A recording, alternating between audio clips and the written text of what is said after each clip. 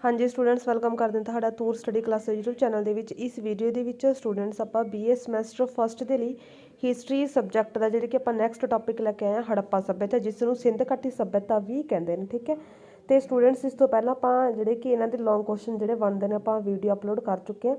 ਹੁਣ ਇਸ ਦੇ ਵਿੱਚ ਆਪਾਂ ਜਿਹੜੇ ਕਿ ਕਰਾਂਗੇ ਇਹ ਹੜੱਪਾ ਸੱਭਿਅਤਾ ਵਾਲਾ ਟੌਪਿਕ ਇਹਦਾ ਲੌਂਗ ਕੁਐਸਚਨ। ਤੇ ਪਹਿਲਾਂ ਮੈਂ ਤੁਹਾਨੂੰ ਦੱਸ ਦਿਆਂ ਕਿ ਇਸ ਦੇ ਵਿੱਚ ਕੁਐਸਚਨ ਕਿਹੜੇ ਬਣਦੇ ਨੇ। ਇੱਕ ਤਾਂ ਹੜੱਪਾ ਸੱਭਿਅਤਾ ਕੀ ਹੈ ਇਹਦੇ ਬਾਰੇ ਸੰਖੇਪ ਨੋਟ ਲਿਖੋ ਜਾਂ ਸਿੰਧ ਘਾਟੀ ਸੱਭਿਅਤਾ ਦੇ ਵਿਸ਼ੇਸ਼ਤਾਵਾਂ ਲਿਖੋ। ਇੱਕ ਤਾਂ ਇਹ ਕੁਐਸਚਨ ਬਣ ਗਿਆ ਤੇ ਇੱਕ ਹੜੱਪਾ ਸੱਭਿਅਤਾ ਦੇ ਲੋਕਾਂ ਦਾ ਸਮਾਜਿਕ ਧਾਰਮਿਕ ਆਰਥਿਕ ਜੀਵਨ ਕਿਵੇਂ ਦਾ ਸੀ ਕਿ ਕੁਐਸਚਨ ਬਣ ਗਿਆ। ਇੱਕ ਸਿੰਧ ਘਾਟੀ ਸੱਭਿਅਤਾ ਦੀ ਨਗਰ ਯੋਜਨਾ ਕੀ ਸੀ ਥਰਡ ਕੁਐਸਚਨ ਇਹ ਹੈ। ਤੇ ਫੋਰਥ ਕੁਐਸਚਨ ਹੈਗਾ ਇਸ ਦੇ ਵਿੱਚੋਂ ਇੰਪੋਰਟੈਂਟ ਹੜੱਪਾ ਸੱਭਿਅਤਾ ਦੇ ਪਤਨ ਦੇ ਕਾਰਨ। ਇਹਦੇ ਚਾਰੇ ਕੁਐਸਚਨ ਸਟੂਡੈਂਟਸ ਇੰਪੋਰਟੈਂਟ ਨੇ ਇਸ ਟੌਪਿਕ ਦੇ। ਤੇ ਹੁਣ ਆਪਾਂ ਇਸ ਵੀਡੀਓ ਦੇ ਵਿੱਚ ਕਿਹੜਾ ਕੁਐਸਚਨ ਕਰਾਂਗੇ। ਇਸ ਵੀਡੀਓ ਦੇ ਵਿੱਚ ਆਪਾਂ ਕਰਾਂਗੇ ਅਗਰ ਤੁਹਾਨੂੰ ਕੁਐਸਚਨ ਆਉਂਦਾ ਸਿੰਧ ਘਾਟੀ ਸੱਭਿਅਤਾ ਦੀ ਵਿਸ਼ੇਸ਼ਤਾਵਾਂ ਜਾਂ ਸਿੰਧ ਘਾਟੀ ਸੱਭਿਅਤਾ ਦੇ ਲੱਛਣ। ਠੀਕ ਹੈ ਆਪਾਂ ਇਹ ਵਾਲਾ ਟੌਪਿਕ ਕਰਾਂਗੇ ਸਿੰਧ ਘਾਟੀ ਸੱਭਿਅਤਾ ਦੇ ਲੱਛਣ ਜਾਂ ਸਿੰਧ ਘਾਟੀ ਸੱਭਿਅਤਾ ਦੇ ਵਿਸ਼ੇਸ਼ਤਾਵਾਂ।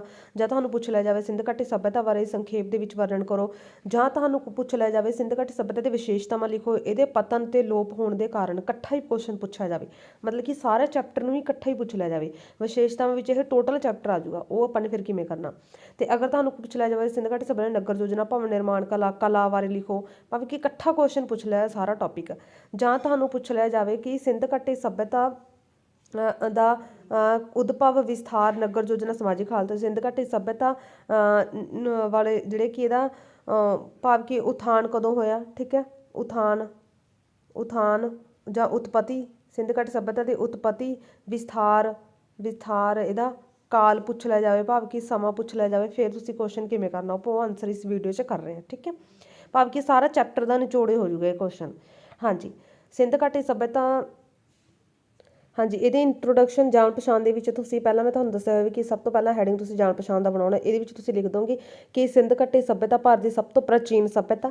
ਤੇ ਇਸ ਸੱਭਿਅਤਾ ਦਾ ਜਿਹੜੇ ਕਿ ਪਹਿਲਾਂ 1921 ਈਸਵੀ ਦੇ ਵਿੱਚ ਸਭ ਤੋਂ ਪਹਿਲਾਂ ਜਿਹੜੇ ਕਿ 1921 ਈਸਵੀ ਵਿੱਚ ਦਇਆਰਾਮ ਸਾਹਨੀ ਨੇ ਹੜੱਪਾ ਦੇ ਵਿੱਚ ਖੋਜ ਕੀਤੀ ਸੀ ਜਿਸ ਕਰਕੇ ਹੜੱਪਾ ਦੇ ਵਿੱਚ ਖੋਜ ਹੋਣ ਕਰਕੇ ਹੀ ਇਸ ਸੱਭਿਅਤਾ ਨੂੰ ਜਿਹੜੀ ਕਿ ਹੜੱਪਾ ਸੱਭਿਅਤਾ ਕਿਹਾ ਜਾਣ ਲੱਗਿਆ।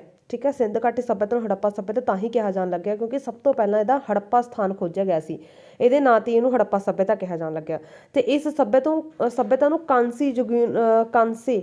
ਕਾਂਸੇ ਦੀ ਇਹਦੇ ਵਿੱਚ ਬਹੁਤ ਜ਼ਿਆਦਾ ਵਰਤੋਂ ਸੀ ਜਿਸ ਕਰਕੇ ਇਹਨੂੰ ਕਾਂਸੇ ਯੁਗੀਨ ਸੱਭਿਅਤਾ ਵੀ ਕਿਹਾ ਜਾਂਦਾ। ਠੀਕ ਹੈ ਕਿਉਂਕਿ ਇਸ ਦੇ ਲੋਕ ਆ ਜਿਹੜੇ ਕਿ ਬਰਤਨ ਮੂਰਤੀਆਂ ਔਜ਼ਾਰ ਬਣਾਉਣ ਦੇ ਲਈ ਕਾਂਸੇ ਦੀ ਵਰਤੋਂ ਕਰਦੇ ਸੀ। ਬਾਕੀ ਇਹਨੇ ਇੰਟਰੋਡਕਸ਼ਨ ਦੇਣ ਤੋਂ ਬਾਅਦ ਤੁਸੀਂ ਆਪਾਂ ਹੁਣ ਅੱਗੇ ਤਾਂ ਲਿਖਦੇ ਹਾਂ। ਹਾਂਜੀ ਖੋਜ ਤੇ ਵਿਸਥਾਰ ਸਿੰਧ ਘਾਟੀ ਸੱਭਿਅਤਾ ਦੀ ਜਿਹੜੀ ਕਿ ਖੋਜ ਜਿਵੇਂ ਆਪਾਂ ਨੇ ਹੁਣੀ ਕਿਹਾ ਕਿ ਸਭ ਤੋਂ ਮੁੱਢਲੇ ਦੇ ਸਭ ਤੋਂ ਪਹਿਲੇ ਸਥਾਨ ਨੇ ਹੜੱਪਾ ਤੇ ਮੋਹਨਜੋਦੜੋ ਇਹ ਦੋਨੇ ਹੀ ਹੈਗੇ ਨੇ ਪਾਕਿਸਤਾਨ ਦੇ ਵਿੱਚ। ਤੇ ਇਹ ਹੜੱਪਾ ਜਿਹੜਾ ਕਿ ਸਥਾਨ ਹੈਗਾ ਇਹ ਪਾਕਿਸਤਾਨ ਦੇ ਵਿੱਚ ਜ਼ਿਲ੍ਹਾ ਮੁੰਟਗਮਰੀ ਦੇ ਵਿੱਚ ਸਥਿਤ ਹੈ। ਹੜੱਪਾ ਜਿਹੜੇ ਕਿ ਰਾਵੀ ਨਦੀ ਦੇ ਕੰਢੇ ਤੇ ਸਥਿਤ ਹੈ। ਤੇ ਮੋਹਨਜੋਦੜੋ ਜਿਹੜਾ ਸਿੰਧ ਦੇ ਵਿੱਚ ਲਰਕਾਨਾ ਜ਼ਿਲ੍ਹੇ 'ਚ ਸਥਿਤ ਹੈ। ਮੋਹਨਜੋਦੜੋ ਜਿਹੜੇ ਕਿ ਸਿੰਧ ਨਦੀ ਤੇ ਸਥਿਤ ਹੈ। ਤੇ ਇਹਨਾਂ ਦੋਹਾਂ ਦੇ ਵਿੱਚ 483 ਕਿਲੋਮੀਟਰ ਦੀ ਦੂਰੀ ਆ। ਠੀਕ ਹੈ ਹੜੱਪਾ ਦੀ ਖੋਜ ਦਇਆਰਾਮ ਸਾਹਨੀ ਨੇ ਕੀਤੀ ਤੇ ਮੋਹਨਜੋਦੜੋ ਦੀ ਕੀਤੀ ਸੀ RD ਬੈਨਰਜੀ ਨੇ 1922 ਦੇ ਵਿੱਚ। ਤੇ ਹੜੱਪਾ ਤੋਂ ਤੁਸੀਂ ਯਾਦ ਰੱਖਣਾ ਹੜੱਪਾ ਮਤਲਬ ਕਿ ਜਦੋਂ ਹੜੱਪ ਲਿਆ ਫਿਰ ਦਇਆ ਆਈ ਤਾਂ ਦਇਆਰਾਮ ਸਾਹਨੀ ਐਵੇਂ ਯਾਦ ਰੱਖ ਲੈਣਾ। ਠੀਕ ਹੈ ਤੇ ਅੱਗੇ ਹੈਗਾ ਇਹਦਾ ਵਿਸਥਾਰ। ਹਾਂਜੀ ਸਿੰਧ ਘਾਟੀ ਸੱਭਿਅਤਾ ਕਿੱਥੋਂ ਤੱਕ ਫੈਲੀ ਹੋਈ ਸੀ। ਸਿੰਧ ਘਾਟੀ ਸੱਭਿਅਤਾ ਦੇ ਪਹਿਲਾਂ ਆਰੰਭਿਕ ਚਿੰਨ੍ਹ ਆਪਾਂ ਨੂੰ 1921 ਈਸਵੀ ਦੇ ਵਿੱਚ ਮਿਲਦੇ ਨੇ ਜਦੋਂ ਇਹਦਾ ਹੜੱਪਾ ਸਥਾਨ ਹੈ ਜਿਹੜੀ ਕਿ ਖੋਜਿਆ ਗਿਆ। ਫਿਰ ਇਸ ਤੋਂ ਇਹਦੇ ਹੜੱਪਾ ਤੇ ਮੋਹਨਜੋਦੜੋ 1922 ਦੇ ਵਿੱਚ ਖੋਜਿਆ ਗਿਆ। ਉਸ ਤੋਂ ਬਾਅਦ ਜਿਹੜੇ ਕਿ ਭਾਰਤ ਦੇ ਵਿੱਚ ਇਹਦੇ ਮੁੱਖ ਕੇਂਦਰ ਹੈਗੇ ਨੇ ਕੋਟਲਾ ਨਿਹੰਗ ਪੰਜਾਬ ਦੇ ਵਿੱਚ ਰੋਪੜ ਦੇ ਵਿੱਚ। ਠੀਕ ਹੈ ਪੰਜਾਬ ਦੇ ਵਿੱਚ ਲੁਧਿਆਣਾ ਦੇ ਵਿੱਚ ਸੰਘੋਲ ਤੇ ਕਾਲੀਬੰਗਾ ਹੈਗਾ ਰਾਜਸਥਾਨ ਦੇ ਵਿੱਚ। ਲੋਥਲ ਧੋਲਾਵੀਰਾ ਹੈਗੇ ਨੇ ਗੁਜਰਾਤ ਦੇ ਵਿੱਚ। ਆਲਮਗੀਰਪੁਰ ਹੈਗਾ ਉੱਤਰ ਪ੍ਰਦੇਸ਼ ਦੇ ਵਿੱਚ। ਰਾਖੀਗੜ੍ਹੀ ਬਣਾਵਲੀ ਇਹ ਹੈਗਾ ਹਰਿਆਣੇ ਦੇ ਵਿੱਚ। ਮਹਾਰਾਸ਼ਟਰ ਦੇ ਵਿੱਚ ਹੈਗਾ ਦੈਮਾਬਾਦ ਤੇ ਮਾਂਡਾ ਹੈਗਾ ਜੰਮੂ ਦੇ ਵਿੱਚ। ਠੀਕ ਹੈ ਤੇ ਸਿੰਧ ਘਾਟੀ ਸੱਭਿਅਤਾ ਇੱਕ ਵਿਸ਼ਾਲ ਖੇਤਰ ਦੇ ਵਿੱਚ ਫੈਲੀ ਹੋਈ ਸੱਭਿਅਤਾ। ਇਸ ਦਾ ਕੁੱਲ ਘੇਰਾ ਹੈਗਾ 13 ਲੱਖ ਵਰਗ ਕਿਲੋਮੀਟਰ। ਠੀਕ ਹੈ ਸਿੰਧ ਘਾਟੀ ਸੱਭਿਅਤਾ ਦਾ ਕੁੱਲ ਘੇਰਾ 13 ਲੱਖ ਵਰਗ ਕਿਲੋਮੀਟਰ। ਅੱਗੇ ਹੈਗਾ ਇਹਦਾ ਕਾਲ। ਹਾਂਜੀ ਇਹਦਾ ਸਮਾਂ ਕਦੋਂ ਸੀ ਇਹ ਸਿੰਧ ਘਾਟੀ ਸੱਭਿਅਤਾ ਦਾ। ਇਹਦੇ ਵਿੱਚ ਅਲੱਗ-ਅਲੱਗ ਰਾਈਟਰ ਆਪਣਾ ਅਲੱਗ-ਅਲੱਗ ਵਿਊ ਦਿੰਦੇ ਨੇ। ਠੀਕ ਹੈ ਜਿਵੇਂ ਕਿ ਜੌਨ ਮਾਰਸ਼ਲ ਸਿੰਧ ਘਾਟੀ ਸੱਭਿਅਤਾ ਦਾ ਸਮਾਂ ਦਿੰਦਾ 3250 ਤੋਂ ਲੈ ਕੇ 750 ਤੱਕ। ਠੀਕ ਹੈ ਆਪਾਂ ਕਹਿ ਸਕਦੇ 2750 3250 ਤੋਂ ਲੈ ਕੇ 2750 ਦਿੰਦਾ ਜੌਨ ਮਾਰਸ਼ਲ ਈਸਵੀ ਪੂਰਵ ਦੇ ਵਿੱਚ। ਤੇ ਇਸ ਤੋਂ ਇਲਾਵਾ ਜਿਹੜੇ ਕਿ ਡਾਕਟਰ VA ਸਮਿਥ ਜਾਂ ਡਾਕਟਰ ਵਹੀਲਰ ਇਹ 2500 ਤੋਂ ਲੈ ਕੇ 1500 ਈਸਵੀ ਤੱਕ ਦੱਸਦੇ ਨੇ। ਤੁਸੀਂ ਸਿਰਫ ਯਾਦ ਕਿਹੜਾ ਰੱਖਣਾ ਇੱਕ ਤਾਂ ਤੁਸੀਂ ਸਰ ਜੌਨ ਮਾਰਸ਼ਲ ਵਾਲਾ ਯਾਦ ਰੱਖ ਲਓ ठीक है।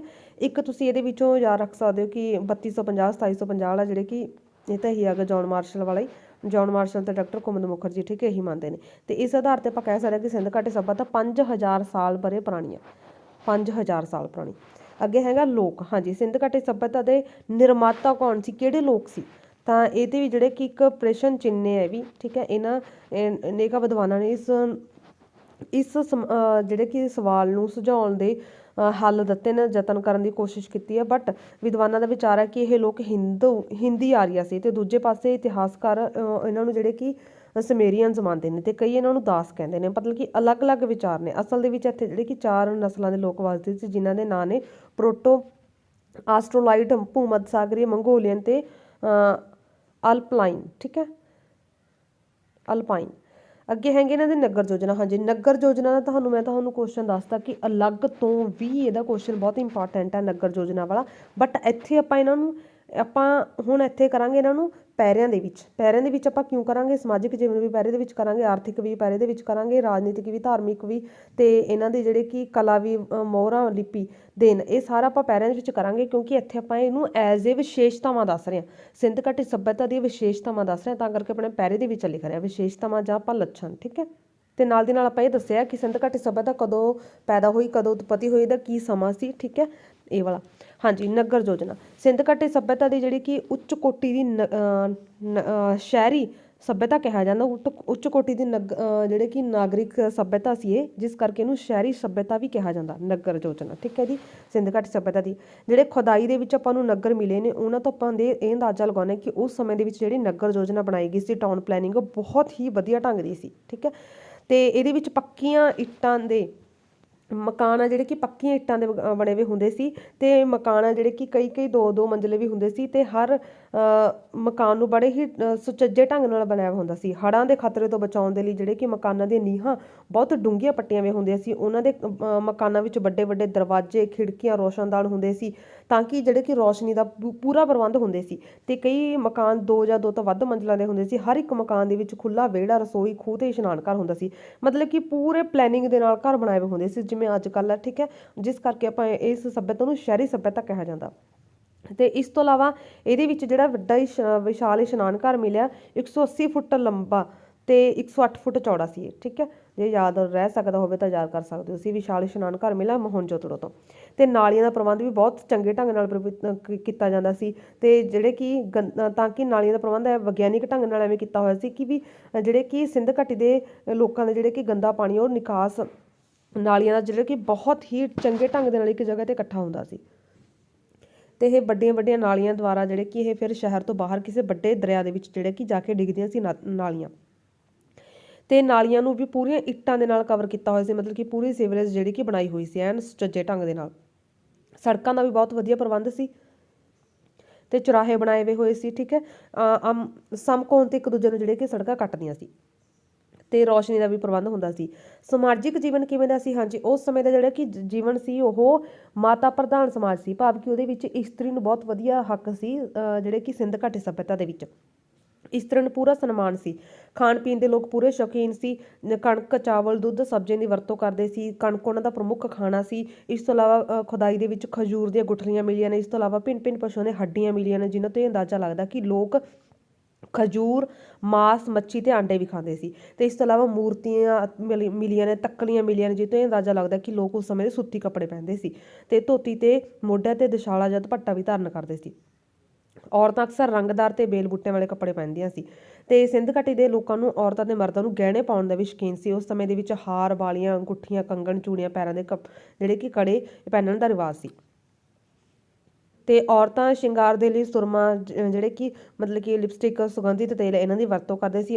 ਆਦਮੀ ਵੀ ਸ਼ਿੰਗਾਰ ਕਰਦੇ ਸੀ। ਤੇ ਮਨੋਰੰਜਨ ਦੇ ਸਾਧਨ ਇਹਨਾਂ ਨਾਚ ਗਾਉਣਾ, ਜੂਆ ਨੂੰ ਜਿਹੜੇ ਕਿ ਪ੍ਰਮੁੱਖ ਸਥਾਨ ਸੀ। ਤੇ ਮੁਰਦਿਆਂ ਦੇ ਸੰਸਕਾਰ ਦੇ ਵੀ ਕਈ ਢੰਗ ਪ੍ਰਚਲਿਤ ਸੀ। ਜਿਵੇਂ ਇਹਨਾਂ ਦੇ ਸੰਸਕਾਰ ਦੇ ਵਿੱਚ 3 ਢੰਗ ਪ੍ਰਚਲਿਤ ਸੀ ਵੀ ਜਾਂ ਤਾਂ ਮੁਰਦੇ ਨੂੰ ਜਿਹੜੇ ਕਿ ਸਾੜ ਦਿੱਤਾ ਜਾਵੇ, ਜਾਂ ਉਹਨੂੰ ਜਿਹੜੇ ਕਿ ਦਫਨਾ ਦਿੱਤਾ ਜਾਵੇ, ਜਾਂ ਫਿਰ ਉਹਨੂੰ ਪਹਿਲਾਂ ਜਿਹੜੇ ਕਿ ਕਿਸੇ ਜੰਗਲ ਦੇ ਵਿੱਚ ਸੁੱਟ ਦਿੱਤਾ ਜਾਵੇ। ਉਸ ਤੋਂ ਬਾਅਦ ਜਦੋਂ ਉਹਦੀਆਂ ਹੱਡੀਆਂ ਜਿਹੜੇ ਕਿ ਜਾਨਵਰਾਂ ਨੇ ਖਾ ਲਈਆਂ, ਫਿਰ ਜਿਹੜਾ ਬਚ ਗਿਆ ਉਹਨਾਂ ਨੂੰ ਇਕੱਠਾ ਕਰਕੇ ਜਿਹੜੇ ਕਿ ਦੱਬ ਦਿੱਤਾ ਜਾਂਦਾ ਸੀ। ਆਰਥਿਕ ਜੀਵਨ, ਇਕਨੋਮਿਕਲ ਲਾਈਫ। ਹਾਂਜੀ, ਲੋਕਾਂ ਦਾ ਮੁੱਖ ਕਿੱਤਾ ਸੀ ਜਿਹੜੇ ਕਿ ਖੇਤੀ। ਜਿਹੜੇ ਕਿ ਸਿੰਧ ਘਾਟੀ ਦੇ ਲੋਕਾਂ ਦਾ ਮੁੱਖ ਕਿੱਤਾ ਸੀ ਉਹ ਕਣਕ, ਕਪਾਹ, ਜੌਂ, ਫਲਾਂ ਦੀ ਜਿਹੜੀ ਕਿ ਖੇਤੀ ਕਰਦੇ ਸੀ। ਤੇ ਅੰਨ ਇਕੱਠਾ ਕਰਨ ਲਈ ਉਹ ਵੱਡੇ ਵੱਡੇ ਜਿਹੜੇ ਕਿ ਉਹਨਾਂ ਦੇ ਗੋਦਾਮ ਬਣਾਏ ਹੋਏ ਸੀ ਤੇ ਉਹਨਾਂ ਦੇ ਨੇੜੇ ਹੀ ਅਨਾਜ ਪੀਸਣ ਦੀ ਵੀ ਵਿਵਸਥਾ ਸੀ। ਤੇ ਇਸ ਤੋਂ ਇਲਾਵਾ ਲੋਕਾਂ ਦਾ ਮੁੱਖ ਪੇਸ਼ਾ ਜਿਹੜੇ ਕਿ ਖੇਤੀਬਾੜੀ ਦੇ ਨਾਲ ਨਾਲ ਪਸ਼ੂ ਪਾਲਣ ਵੀ ਸੀ ਤੇ ਉਹ ਗਾਂ, ਬੈਲ, ਹਾਥੀ, ਘੋੜੇ, ਭੇਡ, ਬੱਕਰੀ, ਕੁੱਤੇ ਤੇ ਸੂਰ ਪਾਲਦੇ ਸੀ। ਇੱਥੋਂ ਦੇ ਵਪਾਰ ਦੇ ਸੰਬੰਧ ਵਿੱਚ ਘੋੜੇ ਨਹੀਂ ਆਊਗਾ ਵੈਸੇ, ਠੀਕ ਹੈ।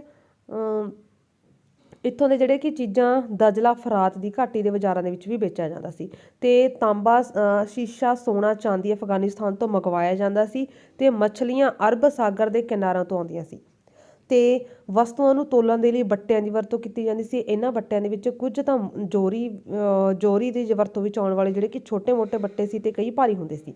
ਭਾਵ ਕਿ ਉਸ ਸਮੇਂ ਦਾ ਜਿਹੜਾ ਵਪਾਰ ਆ ਉਹ ਪੂਰਾ ਤਰੀਕੇ ਨਾਲ ਆਰਥਿਕ ਜੀਵਨ ਐਨ ਵਧੀਆ ਸੀ, ਕਿਉਂਕਿ ਆਰਥਿਕ ਜੀਵਨ ਦੇ ਵਿੱਚ ਤਾਂ ਇੱਕ ਤਾਂ ਆਪਣਾ ਪਸ਼ੂ ਪਾਲਣ ਆ ਜਾਂਦਾ, ਇੱਕ ਖੇਤੀਬਾੜੀ ਆ ਜਾਂਦੀ, ਇੱਕ ਵਪਾਰ ਆ ਜਾਂਦਾ, ਤਾਂ ਉਹ ਸਭ ਕੁਝ ਸੀ ਉਹਨਾਂ ਦੇ ਕੋਲ, ਠੀਕ ਹੈ। ਉਹ ਮਤਲਬ ਕਿ ਵਪਾਰ ਵੀ ਕਰਦੇ ਸੀ ਦਜਲਾ, ਫਰਾਤ ਇਹਨਾਂ ਸ਼ਹਿਰਾਂ ਦੇ ਬਾਜ਼ਾਰਾਂ ਦੇ ਵਿੱਚ, ਠੀਕ ਹੈ। ਤੇ ਕਈ ਚੀਜ਼ਾਂ ਮੰਗਵਾਉਂਦੇ ਵੀ ਸੀ ਇਹ।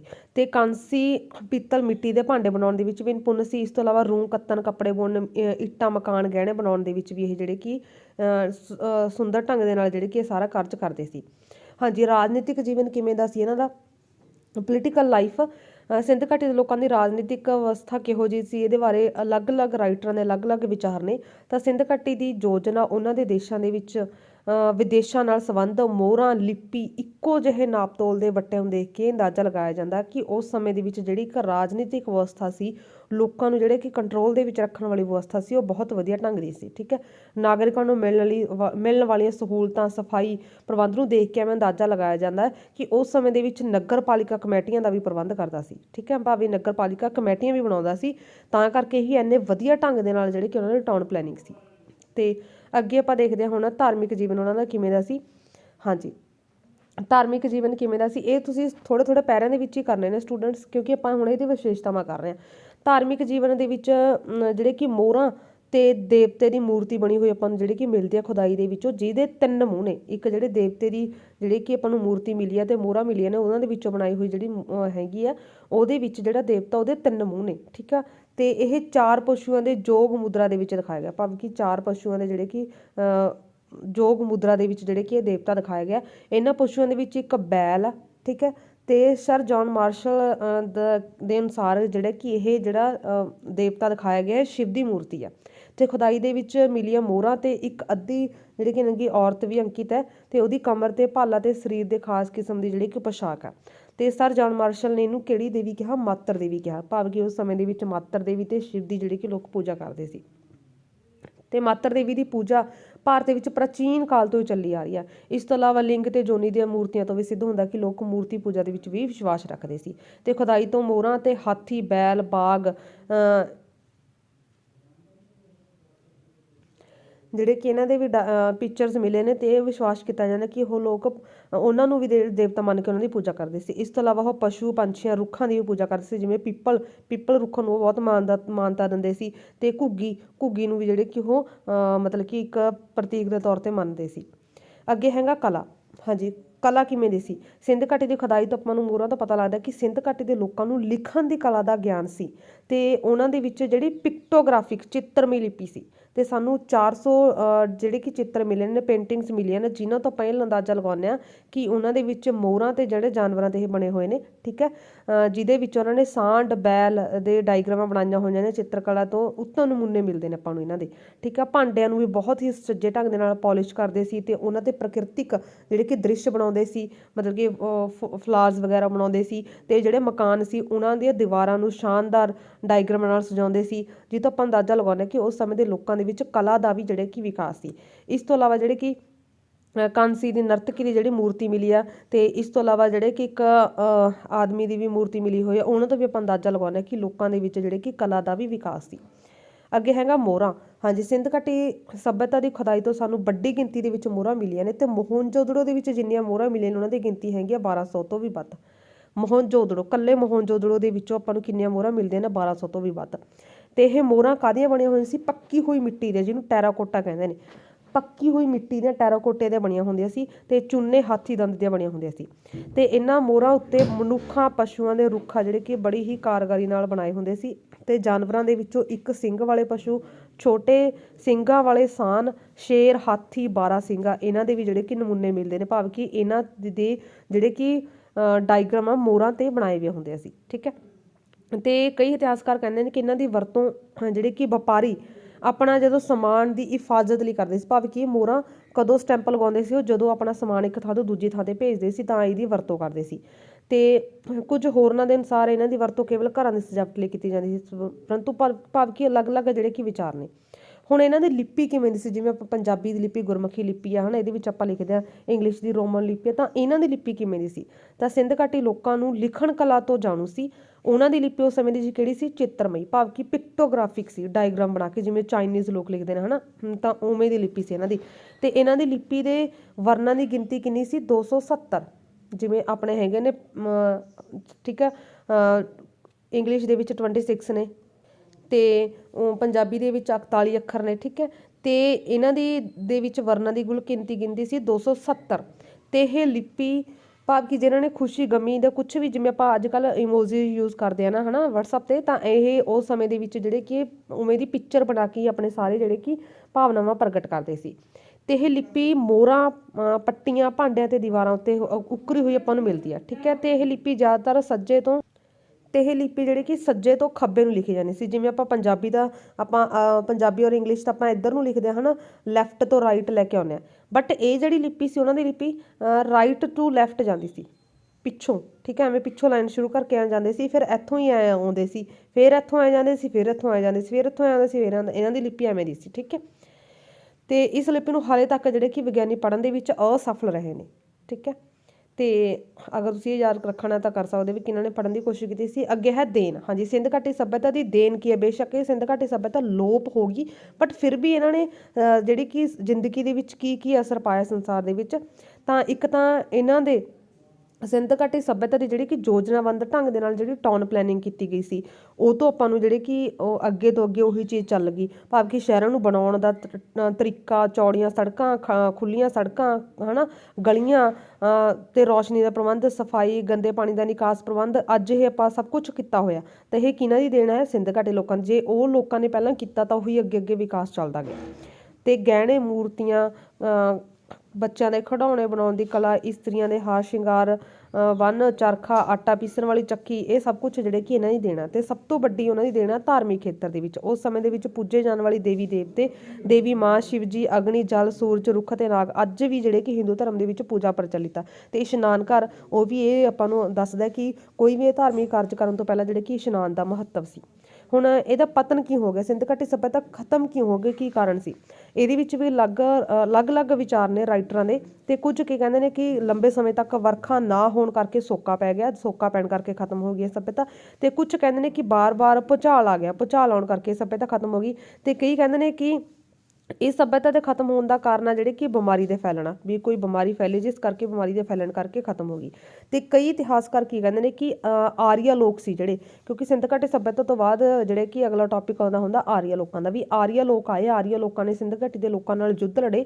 ਤੇ ਆਰੀਆ ਲੋਕ ਤਾਂ ਹੈ ਹੀ, ਆਰੀਆ ਦਾ ਅਰਥ ਹੀ ਸ੍ਰੇਸ਼ਟ, ਨਿਪੁੰਨ, ਤੇ ਯੁੱਧ ਦੇ ਵਿੱਚ ਨਿਪੁੰਨ ਸੀ, ਜਿਸ ਕਰਕੇ ਉਹਨਾਂ ਨੇ ਸਿੰਧ ਘਾਟੀ ਲੋਕਾਂ ਦਾ ਖਾਤਮਾ ਕਰਤਾ ਲੜਾਈ ਦੇ ਵਿੱਚ, ਤੇ ਜਿਸ ਕਰਕੇ ਸਿੰਧ ਘਾਟੀ ਸੱਭਿਅਤਾ ਖਤਮ ਹੋ ਗਈ। ਬਾਕੀ ਇਹਦੀ ਨਗਰ ਯੋਜਨਾ ਵਗੈਰਾ ਆਪਾਂ ਅਲੱਗ ਕੁਐਸਚਨ ਅਲੱਗ ਕਰਾਂਗੇ, ਫਿਰ ਐਂਡ ਦੇ ਵਿੱਚ ਤੁਸੀਂ ਇਹਦਾ ਸਿੱਟਾ ਦੇ ਦੇਣਾ ਵੀ ਇਹ ਸਿੰਧ ਘਾਟੀ ਸੱਭਿਅਤਾ, ਇਹਦੀ ਖੋਜ ਕਦੋਂ ਕੀਤੀ ਗਈ ਤੇ ਇਹਦੇ ਵਿੱਚ ਇਹ ਕੁਆਲਿਟੀਜ਼ ਸੀ। ਥੈਂਕਸ।